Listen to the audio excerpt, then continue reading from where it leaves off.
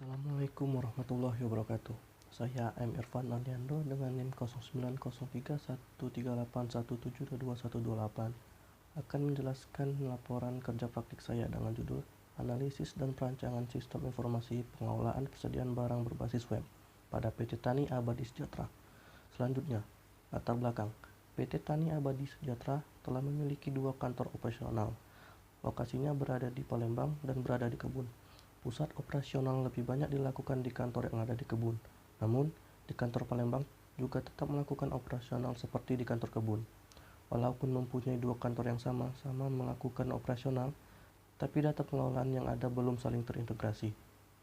Sejalan dengan perkembangan teknologi informasi yang semakin pesat, serta tuntutan akan keakuratan data, Jabatan Informasi dan Pengelolaan mendorong untuk menganalisis dan merancang dan melakukan perubahan terhadap sistem pengelolaan persediaan gudang di PT Tani Abadi Sejahtera, dan perlu adanya suatu sistem yang dapat menunjang kinerja pegawai dalam mengolah stok gudang.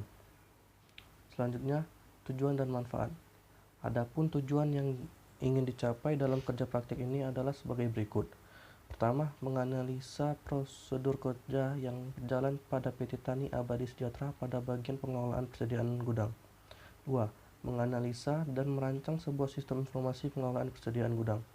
Adapun manfaat yang ingin dicapai dari penelitian adalah sebagai berikut. Pertama, mengenali bagaimana proses bisnis yang berjalan pada gudang PT Tani Abadi Sejahtera. 2. Melakukan analisis kegiatan-kegiatan yang ada, seperti catatan stok barang di gudang, transaksi barang masuk, barang keluar, dan retur. 3. Melakukan penerapan hasil perancangan sistem pada aktivitas stok barang, transaksi barang masuk, barang keluar, dan retur. Selanjutnya, batasan masalah. 1. Analisis dilakukan dalam mengelola data, pengelolaan persediaan barang-barang yang ada di gudang. 2. Perancangan sistem informasi pengelolaan persediaan gudang PT Tani Abadi Sejahtera dibatasi sampai mencetak laporan stok barang, laporan bulanan barang masuk, dan barang keluar kepada manajer. 3. Sistem informasi pengelolaan persediaan gudang akan dirancang dalam bentuk website dengan berpedoman pada kondisi pada data yang ada. Waktu dan tempat pelaksanaan. Pelaksanaan kerja praktik atau KP berlangsung selama 1 bulan, dimulai dari tanggal 16 Desember 2019 sampai dengan 16 Januari 2020, dari pukul 8.30 sampai dengan pukul 16. Selanjutnya, sejarah singkat perusahaan dan struktur organisasi PT Tani Abadi Sejahtera. Selanjutnya, PT Tani Abadi Sejahtera adalah sebuah perusahaan swasta nasional atau PMDN yang berdiri sejak tahun 2005. PT Tani Abadi Sejahtera yang disingkat menjadi PT TAS adalah sebuah perusahaan yang bergerak dalam bidang perkebunan yang membudidayakan tanaman kelapa sawit. Perusahaan ini berdiri di Kota Palembang, Provinsi Sumatera Selatan, dengan lokasi kebun yang terletak di Desa Karanganyar dan Desa Teluk Tengirik, Kecamatan Muara Padang, Banyuasin 1, Kabupaten Banyuasin, Provinsi Sumatera Selatan. Selanjutnya, struktur organisasi. Jadi sistem yang akan dibangun ini akan berkaitan pada bagian tata usaha mencakup kerani gudang dan kerani kantor. Selanjutnya saya akan menjelaskan proses bisnis pada sistem yang lama. Barang yang baru dikirim ke gudang kebun dilengkapi dengan surat jalan yang ada, lalu barang diperiksa dan disetujui oleh Kepala Tata Usaha atau KTU. Setelah disetujui oleh KTU, maka data barang diinput oleh kerani atau admin. Lalu jika ada karyawan meminta barang untuk keperluan kebun, maka harus menemui kerani atau admin. Lalu kerani atau admin mengeluarkan bon sebagai bukti barang yang dipinta dan dikeluarkan, lalu diberikan ke pegawai gudang untuk menjadi bukti kepada pegawai gudang. Kerani atau admin membuat laporan stok komnan, laporan penerimaan barang, retur, dan pengeluaran barang yang akan diberikan kepada kantor Palembang yang akan menyuplai stok yang ada. Selanjutnya, pernyataan masalah. Pertama, kesulitan dalam catatan dan barang masuk dan keluar. Lembar bon barang masuk dan keluar seringkali hilang. Transaksi barang masuk dan keluar sering tidak tercatat. Data transaksi persediaan barang, laporan yang disimpan suka terpencar. Selanjutnya, Ishikawa diagram untuk permasalahan kesulitan dalam catatan data barang dan keluar. Pada permasalahan sistem, kemungkinan human error terjadi dan belum ada yang tersistemasi. Permasalahan pada prosedur. Prosedur yang digunakan kurang efektif. Prosedur pencatatan membutuhkan waktu yang lama. Permasalahan pada material. Data disimpan dalam bentuk fisik dan masih menggunakan kertas. Permasalahan pada metode. Metode dalam pencatatan barang belum terotomatisasi. Selanjutnya, Ishikawa diagram untuk permasalahan lembar bond barang masuk dan sering keluar yang hilang. Permasalahan pada sistem belum tersistemasi dan kemungkinan terjadinya human error.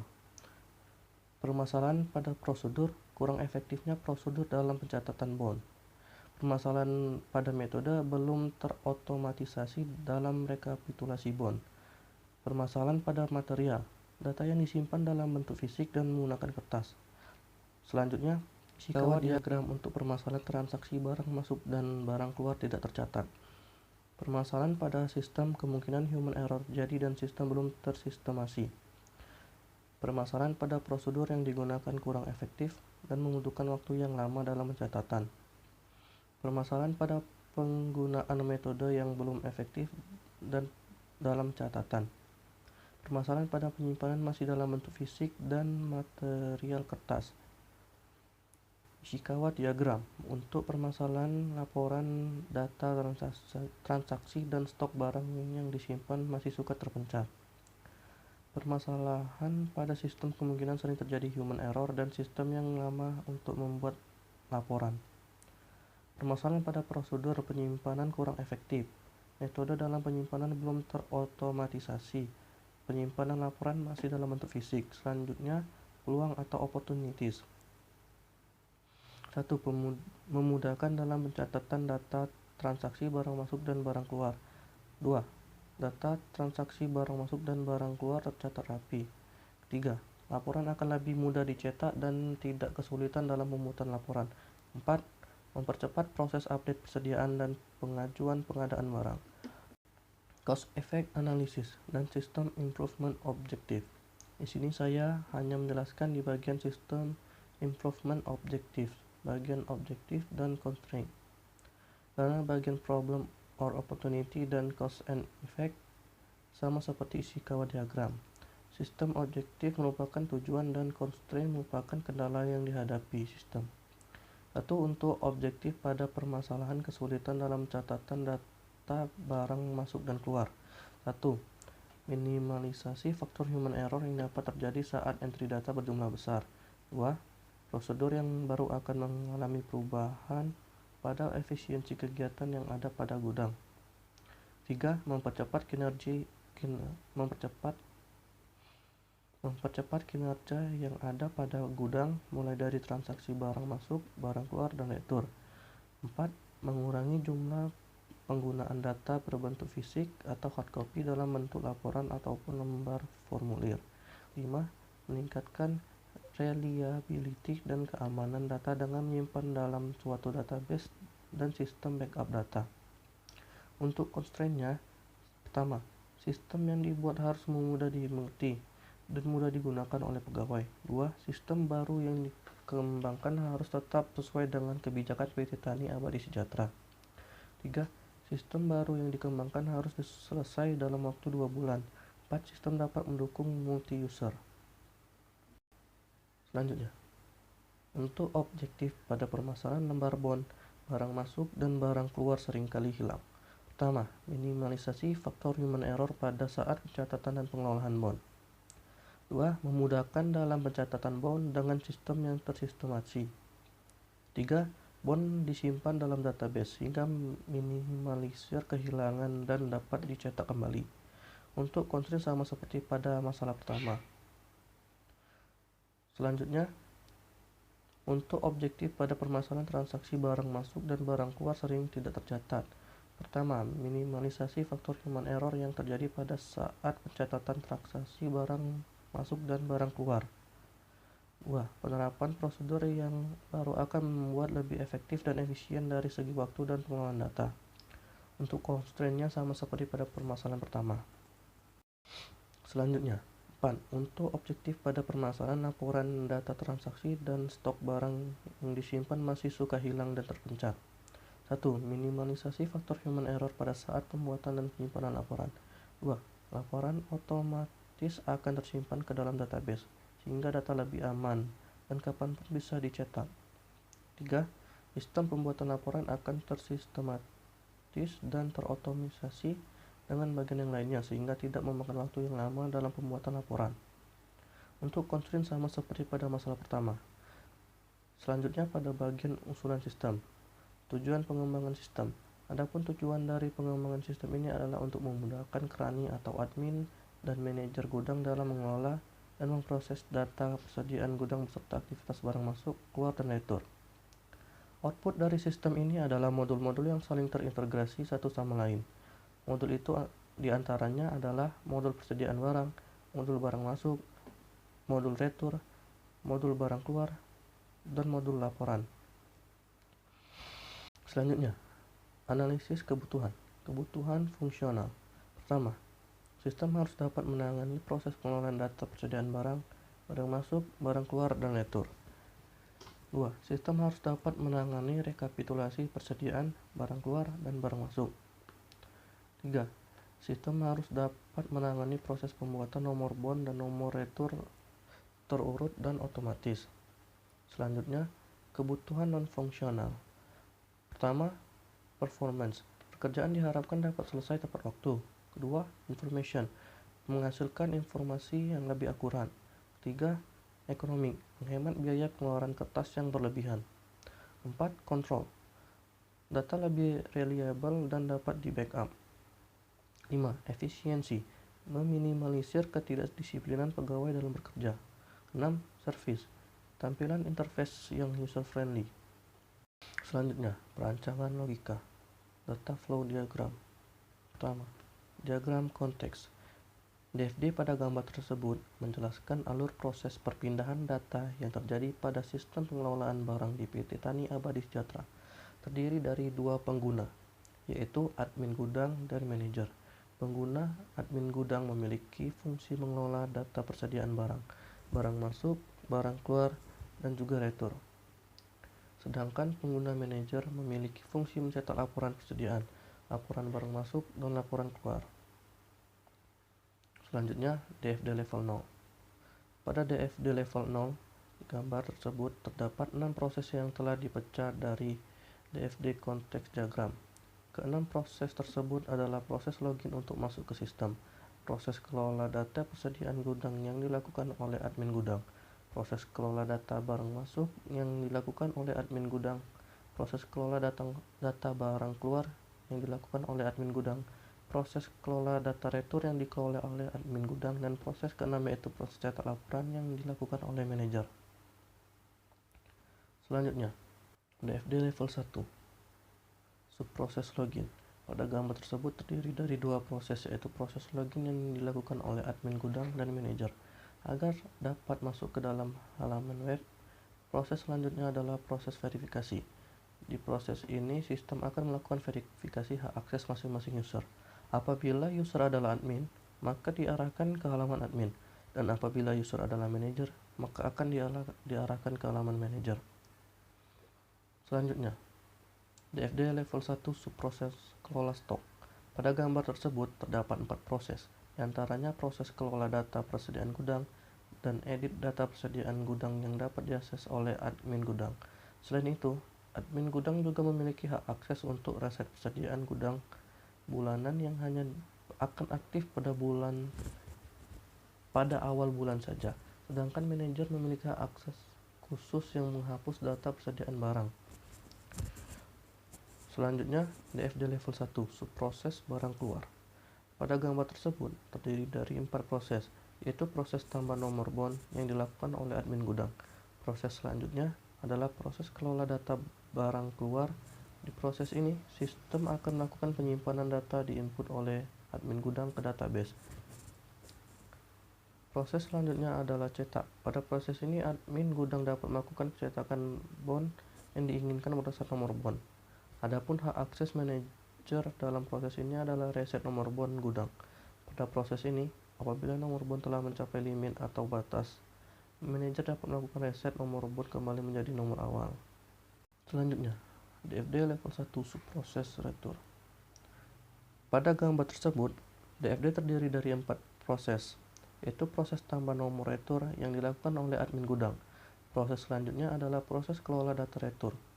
Di proses ini, sistem akan melakukan penyimpanan data yang diinput admin gudang ke database retur dan barang. Proses selanjutnya adalah cetak. Pada proses ini, admin gudang dapat melakukan pencetakan nota retur yang diinginkan.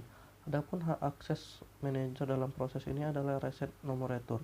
Pada proses ini, apabila nomor retur telah mencapai limit atau batasan, manajer dapat melakukan reset nomor retur kembali menjadi nomor awal.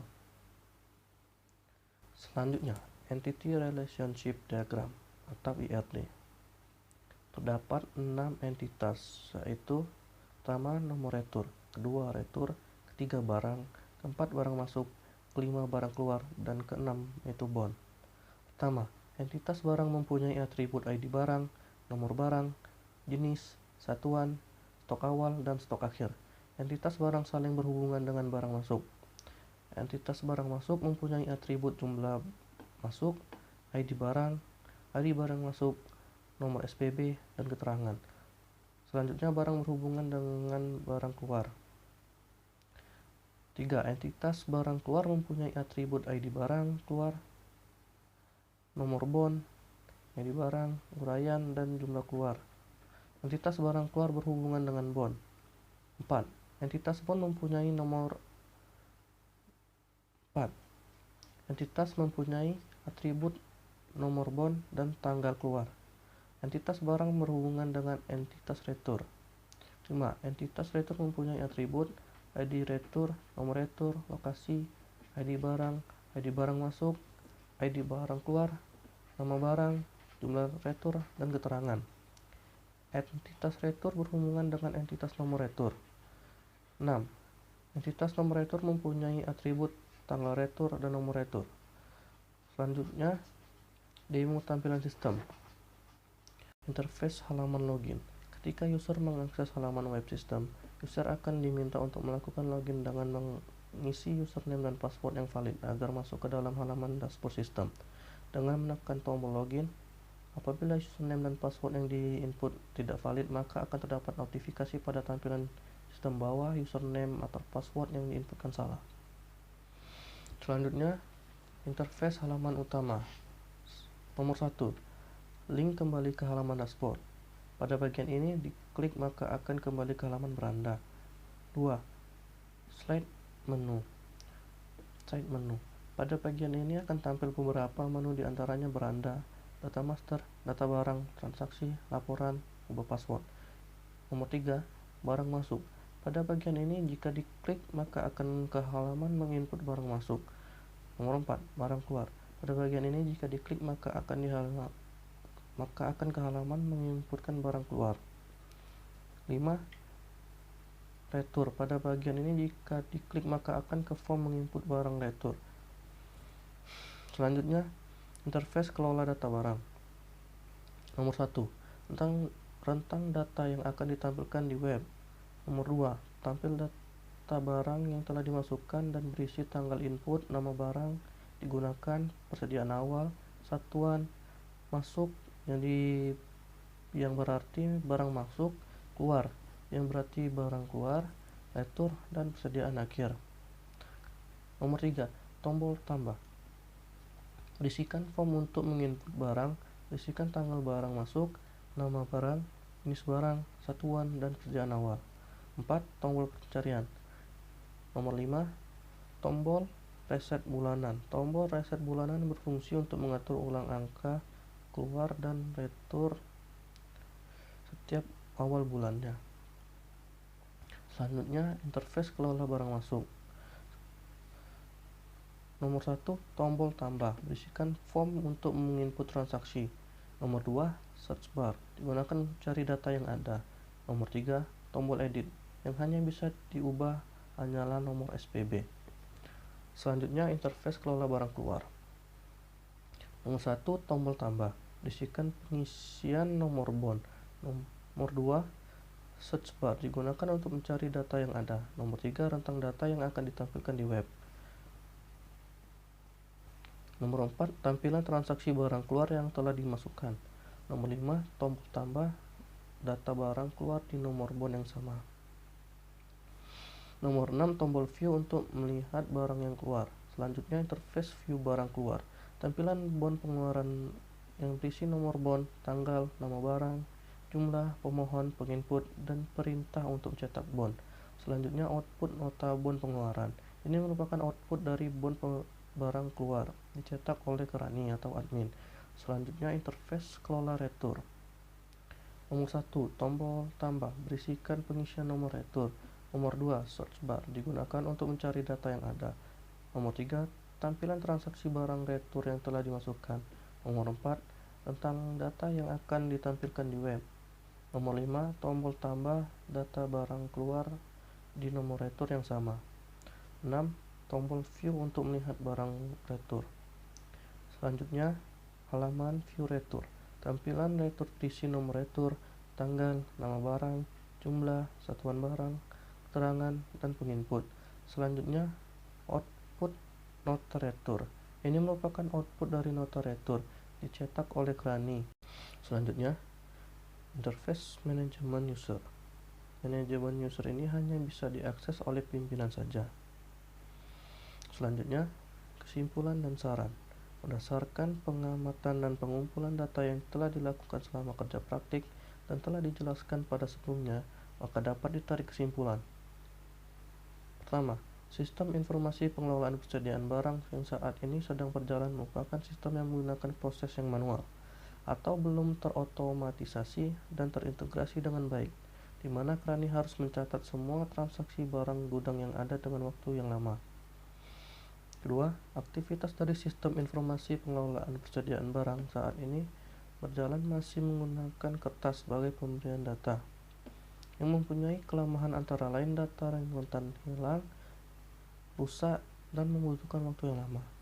3.